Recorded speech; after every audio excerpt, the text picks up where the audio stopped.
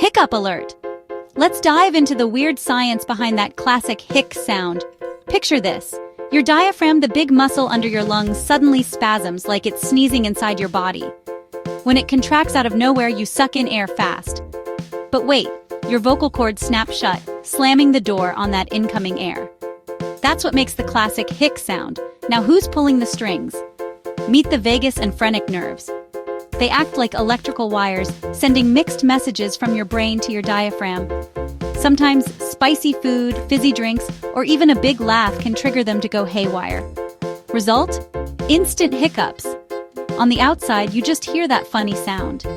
Inside, it's a whole muscle and nerve drama. Most hiccups vanish on their own, but next time you get one, just remember, it's your nerves and diaphragm having a quick argument. Hic!